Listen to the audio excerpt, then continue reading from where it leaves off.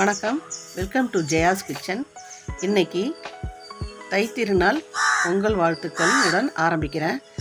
காலையில் எழுந்து கோலம்லாம் போட்டுட்டு நான் என்னோடய சமையல் வேலையெல்லாம் பார்க்க ஆரம்பிச்சிட்டேன். முக்கியமாக அதை விட இந்த தைத்திருநாளில் அனைவரும் நீடூடி ஆரோக்கியத்துடன் பல செல்வங்களும் பெற்று நலமுடன் இருக்க கடவுளை வேண்டிக் கொள்கிறேன். நான் இன்றைக்கி இந்த பொங்கல் திருநாளுக்கு நான் என்னென்ன சமையல்லாம் பண்ணுறேன் படையலுக்குன்றதை பார்க்கலாம் வாங்க. நான் முதல்ல சக்கரை பொங்கல் வைக்கிறதுக்கு கடவுளை வேண்டிக்கிட்டு நான் சக்கரை பொங்கல் வைக்கிறதுக்கு ஆரம்பிச்சிட்டேன். ஏற்கனவே நான் சக்கரை பொங்கல் எப்படி செய்கிறதுன்றதை வீடியோ போட்டிருக்கேன், அதை வேணால் பார்த்து தெரிஞ்சுக்குங்க.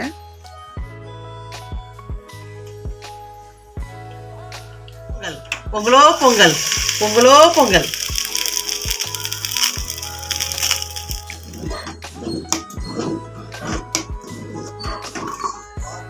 நான் பொங்கலுக்கு பொங்கல் மட்டும் வச்சு படைக்க மாட்டேன். சாம்பார், வடை, பாயாசம்லாம் செய்து படைப்பேன். இப்போ நான் பல காய் போட்டு சாம்பார் வைக்கிறதுக்கு ரெடி பண்ணிகிட்ருக்கேன்.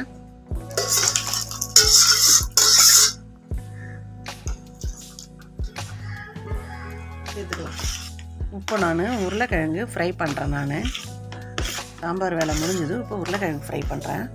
எல்லா வேலையும் முடிஞ்சுது. என்னென்ன செய்திருக்கலான்னு பார்க்கலாம் வாங்க. சக்கரை பொங்கல் இந்த மஞ்சள் கொத்து கட்டி வச்சு தான் அப்படியே தான் வச்சு படைப்போம். நாங்கள் இலையில இதை போட மாட்டேன், அப்படியே பாத்திரத்தோடு வச்சு தான் படைப்பேன். இந்த மாதிரி சக்கரை பொங்கலை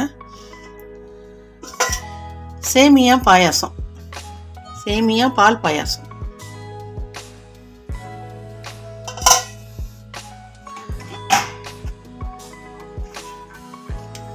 மிளகாய் சாம்பார். நாங்கள் கூட்டு மாதிரி செய்ய மாட்டோம், பருப்பு போட்டு சாம்பாராக வச்சிடுவோம். நாங்கள் உருளைக்கிழங்கு வறுவல், வடை, மெதுவடை, பச்சரிசி சாதம், அப்பளம்.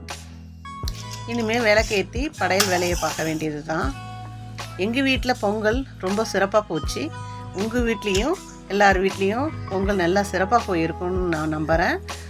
நெக்ஸ்ட் ரெசிபியில் பார்க்கலாம். தேங்க்யூ.